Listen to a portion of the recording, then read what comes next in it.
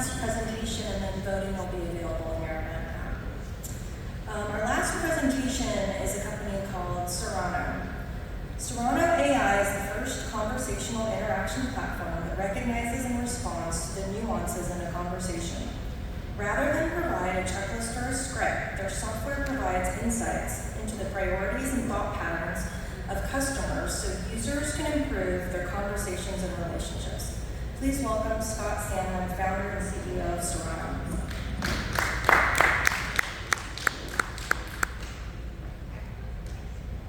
Hello. So my name is Scott Sandlin, CEO of a company called Serrano.ai, and we believe that no matter what a person is talking about, they're telling you about themselves. They're telling you how they navigate the world, how they prioritize information, and how they build relationships. And I came to this belief when I was the CEO of a mental health clinic working with at-risk teens and drug-addicted adolescents, where I worked for about 17 years.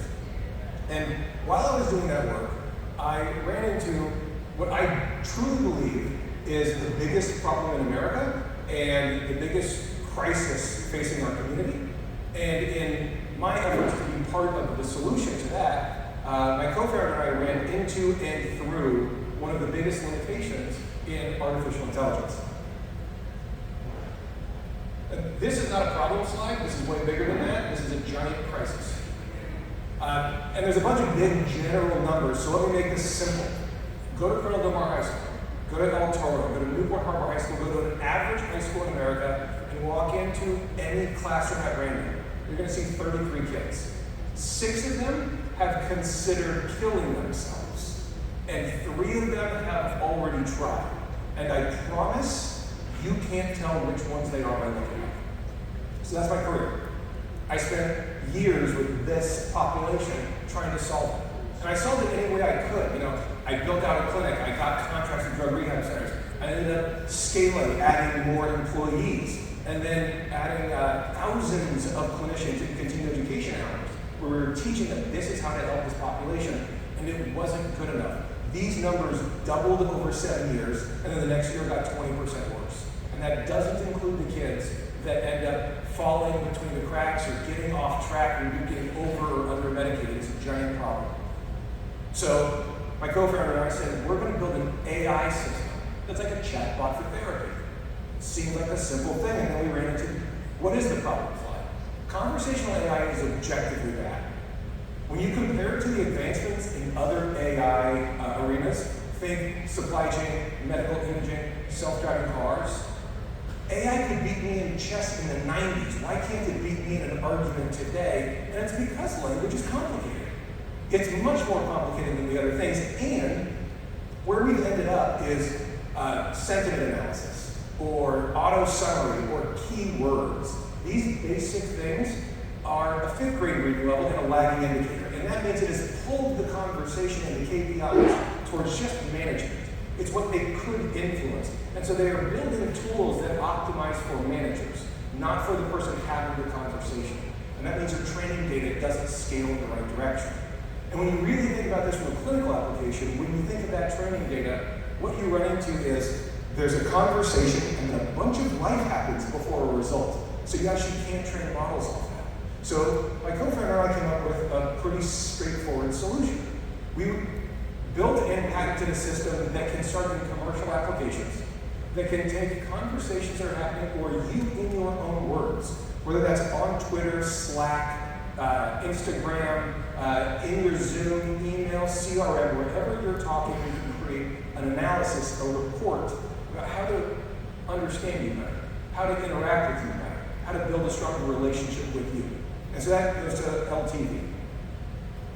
And this is what our output looks like. It's not a lagging indicator. Before the meeting happens, this is actual output from our system to actual customers today. It's actionable. It's easy to understand. And as you're looking at it, you say, okay, that's 4 good examples, but how much variety and what scale? And the answer is a lot. So that was for the 50,000 bullet points that our system currently provides to our users today. We decided to build everything from the ground up. We didn't want to be incremental or derivative. We started with building our own taxonomies, then we built our own neural network architecture. From there, we built out our own natural language generation system, and from there, we built out our own data lake of 60 million minutes of Zoom calls processed look below the line, objectively and subjectively, our system works really well, and people are really happy with it. And it's not just that. So all these publications say our system's really special, and it's working better than everyone expected it to when they looked under the hood. The US Patent Office said that we have a novel approach, and IBM just cited our patent twice in the last 3 months as a unique approach to natural language understanding systems. So how do we make money? It's a very straightforward thing. It's a white label play. So our idea is we've built a killer feature. So let's take that killer feature and give it to as many people as possible. So we're white labeling with companies that already have their consumers built. They already have their customers, they already have their marketing, they already have their team. And we're just going to white label with them, give them this tool, let them put their name on it, and make more money. We just got a deal for a $1 million ARR minimum contract in our first deployment, which is residential real estate. And you're thinking, why is that not healthcare? Reasonable question, and the answer is really simple. It's not just because the TAM is huge, it is. It's because when we're going to be in the suicide hotline, when we're going to be in the teen crisis hotline, we need to make sure this data is trained wonderfully. And in a high-value conversation, in an ongoing relationship, this data, these conversations that we can train on, make our systems better. So what we do, we partnered with a guy named Tom Ferry, some of you know him. His company's based in Irvine, but it's an international organization. We've got a deal with him. He's so excited about this just from our mission statement, and he's financially incentivized.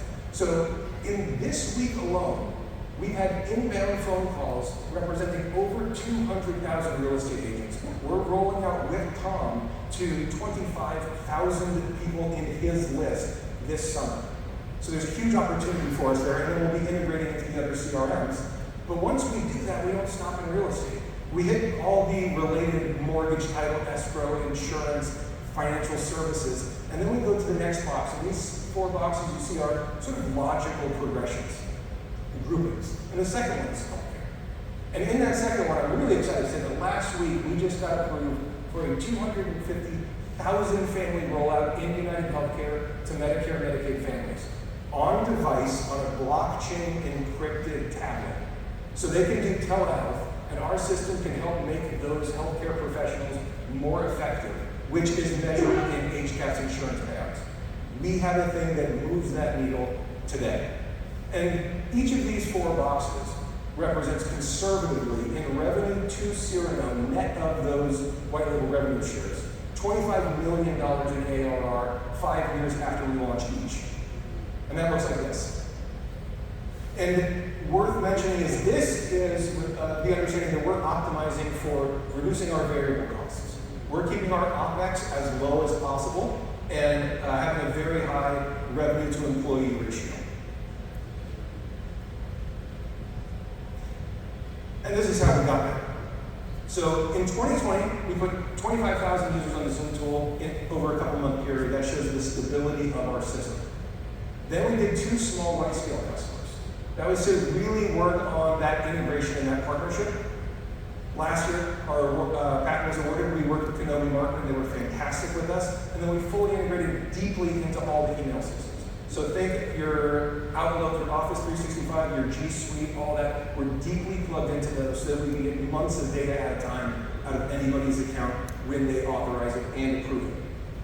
And this year, we're rolling out this tool with Tom and integrating into more platforms. So to do that, we're raising $7 million. And some people think that's a ton of money, some people think it's not a whole lot of money at all, depending on how you look at what we're trying to do.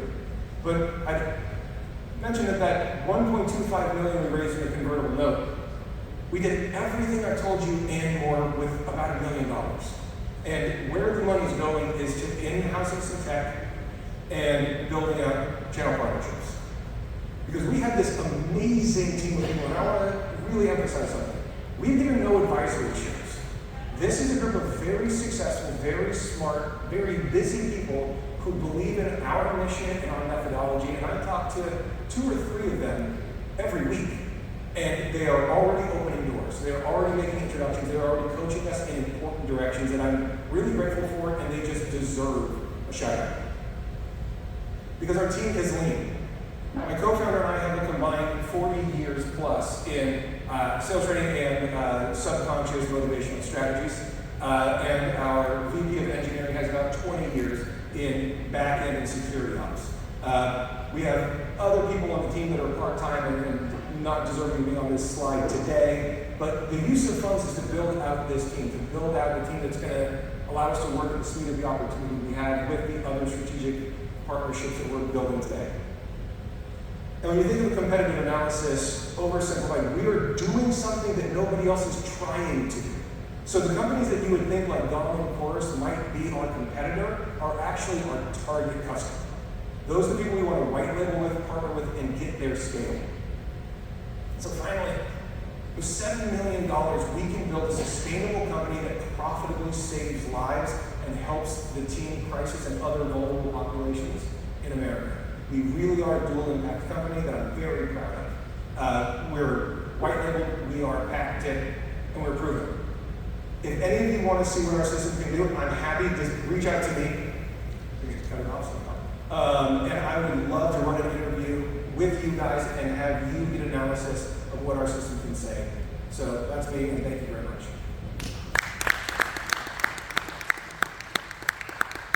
Yeah, so I'm trying to relate. I get what you do for teen suicides. You're basically taking input on voice, and you're basically determining what my behavior could be, or how I feel, right? Better. So what you're talking about is like an emotional analysis tool. Right. And there's a bunch of those, and some of them are very good, some of them aren't. What we can do is take your words. So I don't need your waveform of your voice. I just take your words and phrases in context.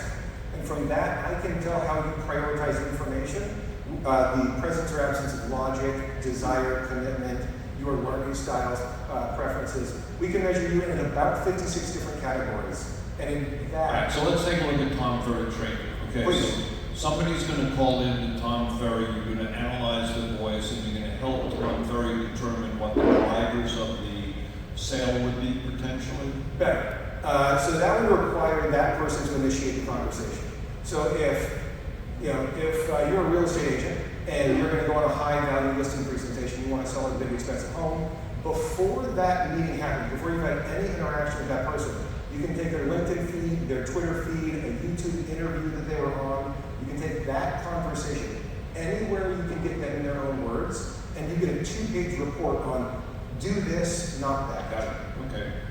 Makes sense. And how are you going to get, when you get into teen suicide prevention, tell us how are you going to get the team to really, to interact with the system or a system? Sure. So it's a crawl, walk, run, and we're optimizing for the ethics and the safety of that. So the first stages are in subclinical peer support apps, where what you have is 2 college students. One's going to UC, they're at UCI, and one of them just came from nowhere, Nebraska. And now all of a sudden they're in a bigger city and there's more going on. The subclinical peer support app, we can match them and give advice to make greater connection. You escalate that to the teen crisis hotline, suicide hotline. Those operators are volunteers with a couple weeks training that handle 4 life and death phone calls a day.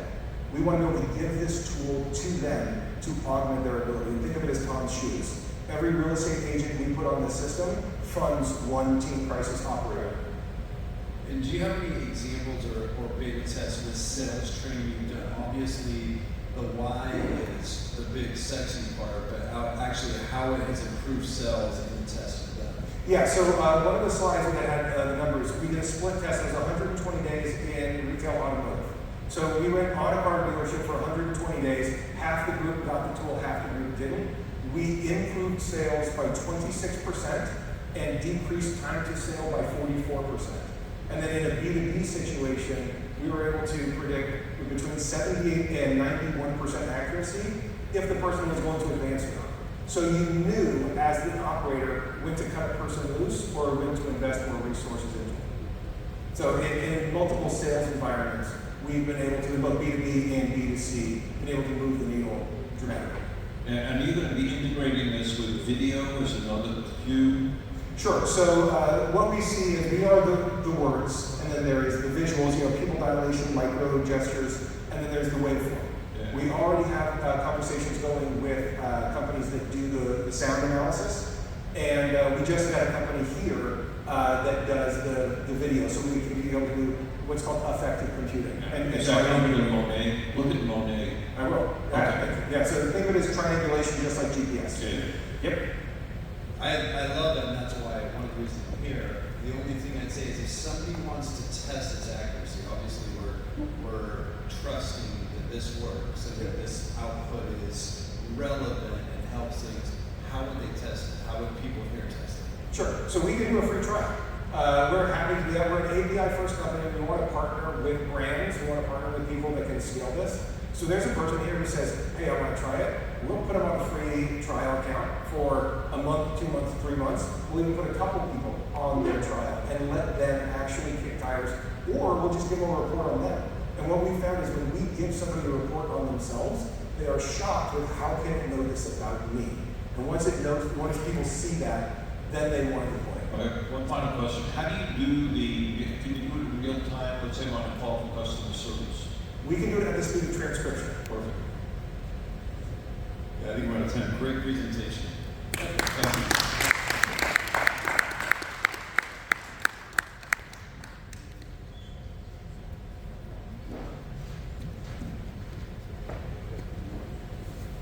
Okay, we're going to take a second. I just want to let everyone know the voting for the People's Choice is open. So if you guys could just jump on the app, there's a button right in there. It says Vote for the People's Choice, and you just pick your company, and we're going to we're going to leave that open for just like 2 minutes. Then we're going to shut it down. The judges are finishing up. We've got somebody remote who's doing the tabulation. It's kind of a big deal, and we take it seriously. If you are an entrepreneur who's going through Launchpad, or you're getting ready to come to Launchpad and you're going to pitch, these companies killed it today. I mean, their decks were tight, their presentations were solid, and I really appreciate Dave and Tim. Thanks so much for your feedback to them. That was super helpful. But learn from what they presented here today, because I think this was super powerful, the way that they told their story. I just want to take a quick second and talk to you a little more about what Launchpad has been doing and some of the results that we've seen through the Octane ecosystem. I talked to you a little bit about some of the numbers and the capital raises that have happened this quarter and last quarter, Q1 and Q2. And we're halfway through Q2 and already up to, or very close to what we did in Q1. We're sitting at about 26 million in capital for companies. This is first time capital while being a part of Launchpad. So that's a very significant number. And 30 million last quarter. The follow-on rounds are approaching $160 million already this year. But there's a couple of other little numbers I think that are super important, and we're really proud of them, and I'd like to share those with you. We've been doing this now for more than a decade. About 700 companies have come through the Launchpad Accelerator, and we do have a methodology that we follow. It's not just coming in and getting advice, getting strategy. Hey, you guys ought to do this, or have you thought about this, or you should meet this guy and talk to that. Certainly that's a part of what we do. But we follow a methodology. Our advisors work one-on-one. This is a no-cost service that we provide to entrepreneurs. When they work with Launchpad advisors, every single thing we do is free. And the reason that is free is Launchpad is funded by 2 grants, one from the federal government and one from the state of California. And all of the advisors, our whole team, we are paid through that grant. In essence, and actually factually, we're paid by taxpayer money. So the entrepreneurs who come to us, they've already put that money in. They're taxpayers, they've already put it in. So everything we do at no charge. In our process, we follow an investor readiness process. And again, we've been doing this now for more than a decade. And what we train on and what we teach on in terms of telling the story and identifying vulnerabilities and then helping them plug the holes in the business models, again, with great humility. We are not the experts in their fields, they are. These are incredibly talented, super capable, very, very smart and imaginative founders and CEOs taking on one of the hardest things in the world, that is being an entrepreneur. But every one of them is trying to change the world. You just heard Scott from Cerno. Their why, that's an incredible why. Trying to save the lives of teenagers who are potentially, suicidal. I mean, that's an amazing thing. But they've all got these incredible companies that are trying to change the world.